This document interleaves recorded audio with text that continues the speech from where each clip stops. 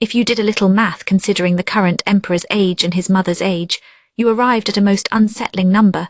In any event, if someone wanted to remove one of the 4 ladies from consideration, Consort Lishu would be a logical choice. Maomao let her thoughts wander as she organized a kitchen shelf. On the shelf was a line of small jars. A sweet aroma tickled her nose. "What should we do with these?" Maomao said to a lady-in-waiting who was cleaning the kitchen with her. She had picked up one of the jars. The 2 serving girls who had accompanied Maomao the day before were cleaning the bath and the living area. "Oh, those. Dust the shelf and then put them back the way they were. Are these all honey?" "Yes, Lady Fengeming's family are beekeepers." Honey was a luxury item. A person would be lucky to have even one variety, let alone a whole shelf full. That explained it. Maomao peeked into several jars. She saw honeys of different colors: amber, dark red, and even brown. The honeys came from different flowers and had different flavors. Thinking about it now, she remembered the candles they had used for illumination the night before. They had a sweet scent. They must have been beeswax. Something nagged at her, something to do with honey. The subject had come up recently, she was sure. "When you are done there, would you dust the 2nd floor railing? It always gets missed when we are cleaning." Of course. Maomao put the honey back in its place and went up to the 2nd floor with her rag. Honey, honey. As she carefully dusted each post of the railing, she turned the word over in her mind. She was trying to remember what it represented. Well, now, from the 2nd floor she could see outside clearly. She could see some figures among the shadows of the trees. They clearly believed they were hidden, but they were obviously watching the garnet pavilion. Is that Consort Lishu? The young consort was present, accompanied by only one attendant, her food taster. None of this was making sense to Maomao. Her memory went back to the tea party and Lishu's strange dislike of honey. Honey, she just couldn't stop thinking about it. Maomao used the Jade Pavilion's reception area to report to Jinchi about what had happened at the Garnet Pavilion. All of which is to say, I have no idea.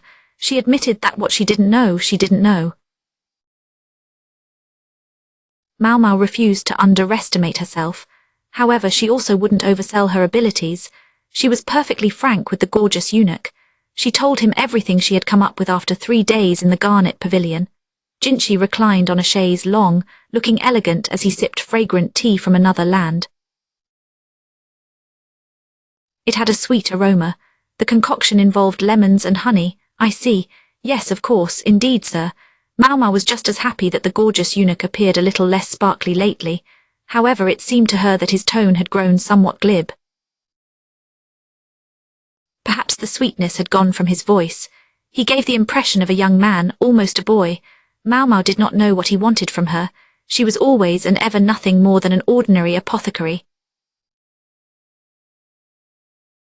She had no interest in playing spy.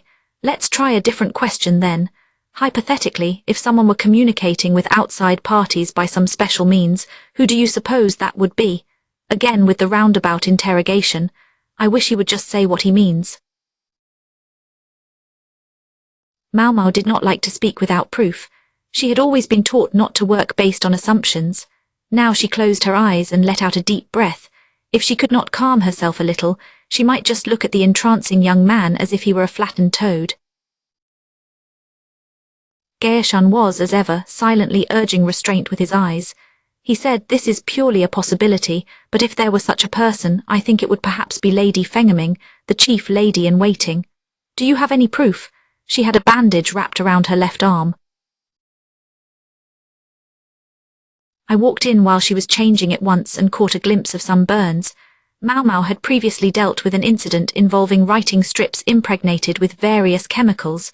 She had thought at the time that if the chemicals meant anything at all, they might represent some kind of code. She had kept that thought to herself. Because the outfit with the writing strips had been scorched, it was easy to imagine the person who wore it had a burn on their arm. She was sure Jinchi had considered this possibility. He had likely tried to use Maomao as his eyes and ears for this reason. Maomao honestly did not think the serene chief lady-in-waiting seemed the type to do such a thing. However, she had to admit this was only her own opinion. One had to look at things objectively or one would never arrive at the truth. Passing marks for you. Jinshi suddenly let his eyes fall on a small jar on the table. Then he glanced at Maomao, and that nectared smile appeared on his face. She was sure she could see something sinister just behind it. Maomao felt all of her hair stand on end. She did not like where this appeared to be going, not one bit. Jinshi picked up the jar and came toward her. He said, "Such a smart girl deserves a reward." She replied, "I couldn't." He said, "You could. And you should. I am quite happy without a reward. Give it to someone else." Maomao fixed Jinshi with her most withering look in an attempt to dissuade him, but he did not so much as flinch. Was this a little punishment for hurting his feelings the other day? Unfortunately for them both, Maomao still had no idea why Jinshi had been so upset. The eunuch came closer. Maomao backed away a half step and found herself up against the wall. She looked to Gaoshun for help. However, the reticent aide was sitting by the window, idly watching birds flying through the sky. The pose looked obviously artificial and made him appear quite disagreeable. "I will have to sneak him a laxative later." Jinshi, still wearing a smile that would have melted anyone else, stuck his fingers into the jar. They emerged dripping with honey. This little prank Maomao felt was going too far.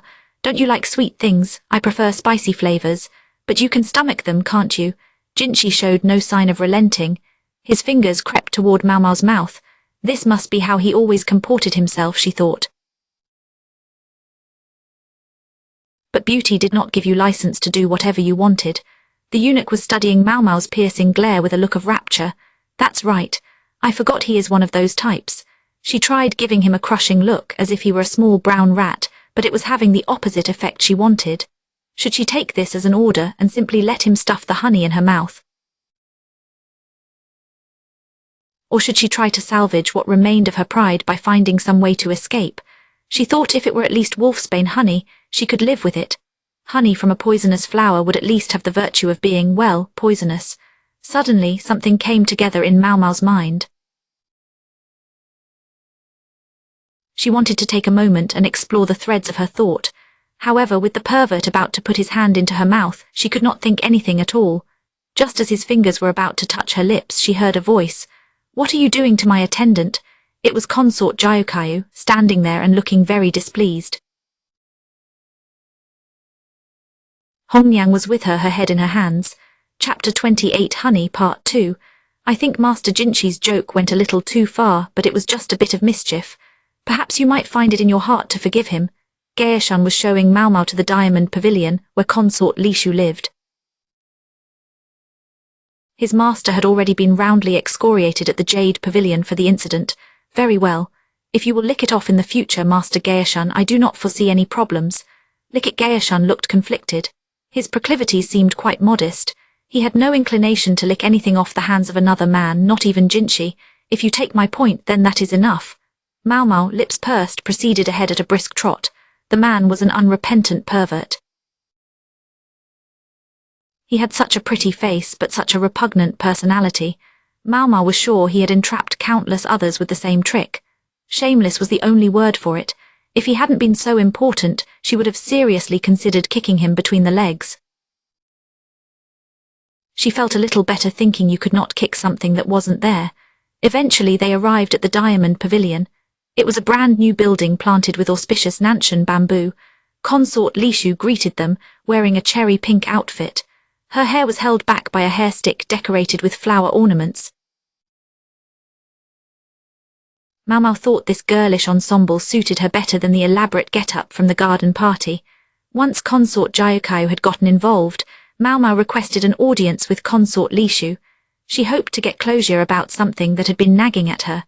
Lishu did not bother to hide her disappointment when she saw Jinshi was not with them. It was not easy to blame her. He did have a rather handsome face after all. "May I ask what you wish to ask of me?" Lishu reclined on a chaise longue. She hid her mouth behind a folding fan made of peafowl feathers. She did not have the authority or presence of the other consorts. She almost seemed nervous, and she was still very young.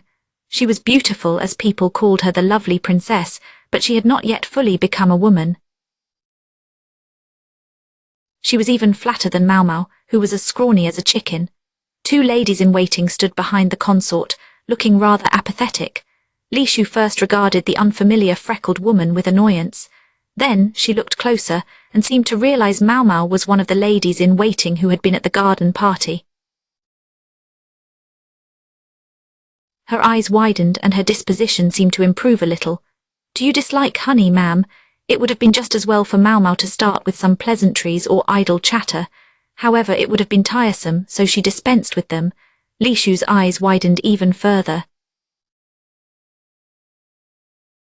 "How did you know? It was clear on your face. Anyone with eyes could have seen it," Maomao thought. Consort Li Shu appeared more and more amazed. Maomao had rarely met anyone so easy to read. She went on, "Have you ever been sick to your stomach on account of honey?" Consort Li Shu appeared yet more astounded. Maomao took that as a yes.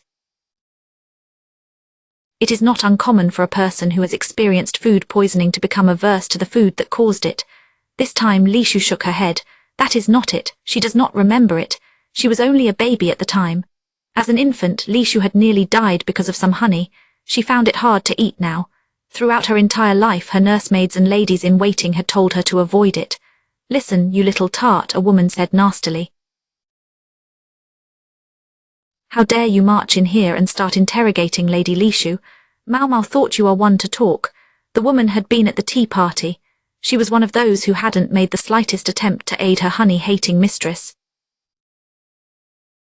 "Don't act like you are her friend now." The ladies in waiting seemed to have a simple plan. They treated visitors like villains, pretending to stand up for Consort Li Shu. The guileless young woman came to believe enemies were all around her. Her attendants assured her that they and they alone were her allies. This isolation was intentional. Then the consort had no choice but to rely on her ladies. It was a vicious cycle. And so long as the consort didn't realize that it all came from her ladies' malice, no one would ever figure it out. The women had simply made the mistake of becoming overconfident at the garden party. "I am here on Master Jinshi's orders. If you have a problem with me, I advise you to take it up with him personally." Maomao would borrow the menace of the tiger, so to speak, and give the women something to consider at the same time. Surely she could at least be allowed that. The attendants' faces were burning, and Maomao was very amused to ponder what excuse they would use to get close to the perverted eunuch. "One more thing," Maomao said, remaining carefully expressionless as she returned her gaze to Li Shu. "Are you acquainted with the chief lady in waiting of the Garnet Pavilion?" The consort's shocked look was all the answer she needed. Maomao had said to him, "There's something I'd like you to look for," and that was what led to Gaoshan's presence in the court archives. Maomao, a serving lady in the rear palace, was not permitted to leave her place of service in principle. But she seemed to have discovered something. What could it be? Her depth of thinking and her cool head did not seem like those of a girl only 17 years of age. One could even feel that such an ability to think rationally and solve problems was a shameful waste in a girl child. Some people might disagree. He was such an easy pawn to use if only he would simply do it. She would go along with it, perhaps with a small objection or two. Who was he? Who else could it be? Gaoshan's master, who was not as mature as he first appeared. "I have been remiss," Gaoshan mumbled. Perhaps he should have stopped his master before the joke went so far. But what would he have done? He would have stopped Jinshi, and then what would have happened? When he recalled Maomao's angry look, he worried she might still have something in store for him later. Gaoshan touched his hairline. He was just beginning to worry about it. Maomao sat on the bed in her room, flipping the pages of a book. The cramped space contained a brazier and a mortar and pestle for making medicine. Some dried herbs hung along the wall. Some of the tools she had gotten from Gaoshan, and others she had borrowed from the medical office. 16 years ago, That was about the time the emperor's younger brother was born. Maomao was holding a stitched-bound book, the volume Gaoshan had procured for her. It chronicled events in the rear palace. The current emperor had one child when he was still heir apparent. Its mother was the then prince's milk sibling, who later became the pure consort. However, the child died before it was weaned. The prince did not have any further children until after his father died and the imperial harem was re-established. He only had one consort throughout his entire time as a prince. She thought it was strange. Knowing that man, she would have expected him to have many concubines. She almost couldn't believe he had been faithful to one woman for over 10 years. This proved that you could not always rely on rumors and what people said. It is best to check the records yourself. 16 years ago, a child died in infancy. And then, the court doctor Liu Humen was banished. Maomao knew that name. The feeling that washed over her was not so much surprise as a sense that some pieces had fallen into place. She had suspected something like this on some level. Maomao frequently used the various herbs that grew around the rear palace. They weren't there naturally. She had always assumed someone had planted them. She knew one person who cultivated a wide variety of herbs around his house. I wonder what my old man is up to. She thought of her father, who limped as he walked like an old woman. A practitioner as skilled and knowledgeable as he was wasted, languishing in a pleasure district. Indeed, Maomao's mentor in medicaments was a former palace eunuch, missing the bone in one of his knees. Chapter 29 Honey Part 3, a letter from Consort Jayukao. Yes. I was told to deliver it personally.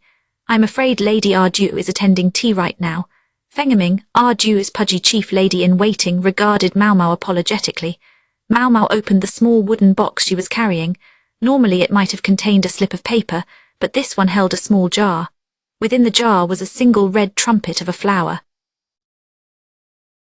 A familiar sweet aroma drifted from it. Maomao saw Fengeming wince. She must have recognized the blossom, so I was right. Maomao slid the jar aside, revealing a scrap of paper. On the paper was a list of specific words she suspected Fengeming knew perfectly well. I would like to speak with you if I may, Lady Fengeming, Maomao said. Very well, Fengeming replied. I like the sharp ones, Maomao thought. Makes things so much quicker. Fengeming, her face taut, ushered Maomao into the garnet pavilion. Fengeming's personal chambers were laid out on much the same plan as Hongyang's. However, everything she owned was crammed into one corner. It seemed she was all packed. Yep. That makes sense. Maomao and Fengeming sat facing each other across a round table. Fengeming served warming ginger tea. A caddy on the table contained hard buns of bread with fruit honey slathered all over them. Now, what is the matter? Fengeming asked. We are quite finished cleaning, if that is what you are here for. Her voice was gentle, but it had a searching quality. She knew why Maom had come, but she wasn't going to start the conversation. When will you be moving, if I may ask? Maomao said, indicating the belongings in the corner. You are very perceptive. Fengeming's voice immediately turned cold. The spring cleaning had been only a pretext. To ensure a new consort was in place before the formal New Year's greetings, our duo would have to leave the garnet pavilion. Consorts who did not or could not bear children had no place in the rear palace. Even if they had been the emperor's companion for many years, it would not have mattered. This was especially true if they lacked a powerful backer at court to secure their status, as Arju did. Up until now, the fact that Arju was the monarch's milk sibling had protected her. This bond was closer than that with one's own biological parents. Perhaps if at least the prince she had borne had lived, she might have been able to hold her head up. I have a guess about her. Consort Arju had the handsome beauty of a young man. There was hardly a hint of womanliness about her. If a woman could become a eunuch, she might look something like Arju. Maomao hated to say anything based on an assumption, but when it was an obvious fact, sometimes that was all you could do. Consort Arju is no longer able to bear children, is she? Fengeming said nothing, but her silence was as good as confirmation. Her face grew harder and harder. Something happened during the delivery, didn't it? Maomao prodded. That has nothing to do with you. The middle-aged lady-in-waiting narrowed her eyes. They held no hint of the tender, considerate woman Maomao had met before. Instead, they burned with a deep hostility. In fact, it does. The attending physician at the birth was my adoptive father. Maomao stated this fact without much emotion. Fengeming stood up. The medical staff at the rear palace was often short of people. This meant that even a less skilled doctor could keep his job. The reason was simple. A man with that unique skill, well-developed medical knowledge, had no need to become a eunuch. It had probably been easy enough to give the job to her socially inept old man. Consort Ardu's misfortune was that the birth of her child coincided with that of the imperial younger brother. Weigh the two in the scales of this court. Your lady's delivery was clearly deemed the less important. The baby survived the difficult delivery, but Arduo lost her womb. Then the child died young. Some speculated that Arduo's infant had been lost to the same toxic makeup that had killed Consort Lihua's prince. However, Maomao thought differently. The mother of a young prince, much like Arduo, would not have been allowed the deadly face powder while her father was watching. Do you feel at all responsible for what happened, Lady Fengeming? When Consort Arduo was unwell after the birth, I believe you cared for the infant in her place. Well, Fengeming said slowly.